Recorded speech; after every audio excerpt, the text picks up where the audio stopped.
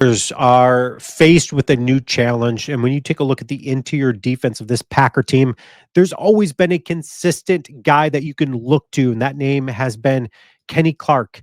As far as relying on him for production, relying on him for consistency. However, you look at his production this last year, not so much. He struggled immensely, especially when you're looking and stacking up this year against the years previous of his production.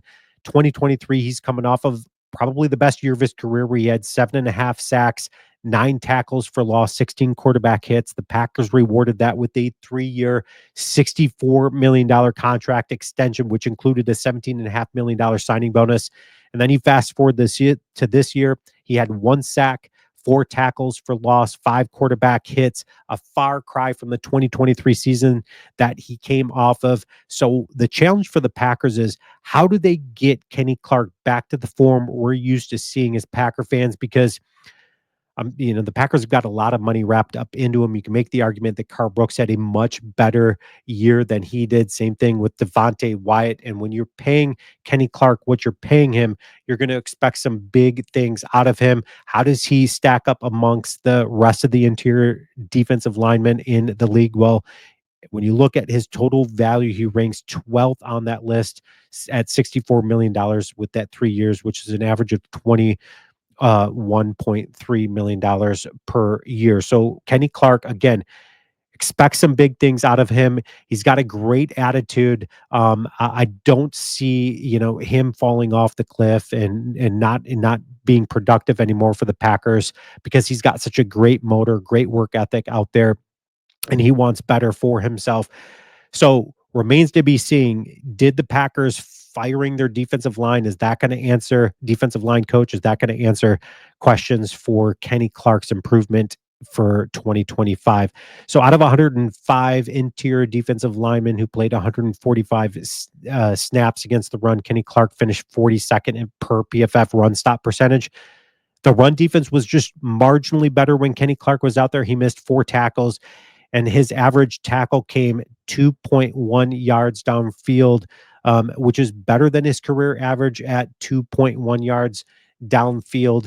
So the next defensive lineman I want to take a look at is Devonte Wyatt. Devonte Wyatt was one of those guys I thought was going to have a monster year under Jeff Hafley, and I think he had a really good year. Now, when you start talking about him being drafted in the first round and how productive or unproductive he's been, I think Devonte Wyatt gets kind of a bad rap. I think he's going to have a big year this upcoming year. Now, he only played in 14 games this last season. He still had 5 sacks, 9 tackles for loss, compared to the 5.5 sacks, 6 tackles for loss the year previous. So kind of on par to the numbers that he had. And when you compare his numbers to Kenny Clark, he had a much better season than he did. And his run stop there improved dramatically. His average tackle came zero point 0.7 yards downfield, which is much better than the 1.7 in 2023 and 2.4 yards downfield in 2022. So Devonte Wyatt, I think, is going to continue to be a consistent guy for Jeff Hafley's defense to look to. TJ Slayton coming up on a contract year.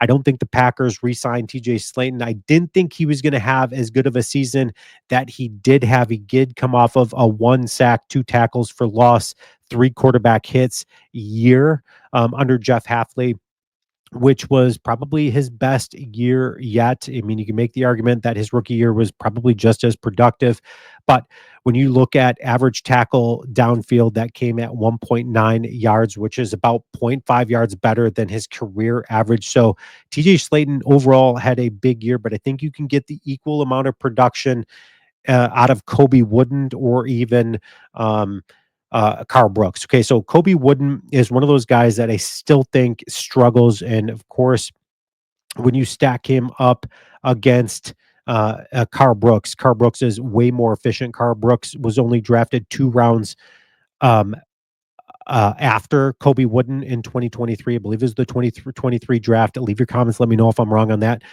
But has been deemed the better player. He played in all 17 games again this last year when we're talking Carl Brooks and his production compared to 2023. He had 3.5 sacks, 4 tackles for loss, and 6 quarterback hits. He's got a nose for the ball because he had 5 fumble recoveries, 6 passes defense, 2 forced fumbles over the last 2 seasons. So when you look at his efficiency out there, the Packers certainly aren't paying him a ton of money. His salary cap is under $1 million. So the Packers and the production they're getting out of him for how much they're paying him, he's been more productive than Kenny Clark when you're looking at this last year, of course. So how did he fare when you talk about average tackle downfield? Well, his average tackle downfield was 1.2 yards downfield. The only one that was better than that was Devonte Wyatt at point 0.7. So between Carl Brooks, Devonte Wyatt, they're stopping the run, and the Packers defense under Jeff Hafley certainly stopped the run out there. But leave your comments about Kenny Clark. That's the challenge for the Packers. How do we get Kenny Clark back to the form that we're used to seeing? Leave your comments. Let me know your thoughts there. And as always, go Pack Go.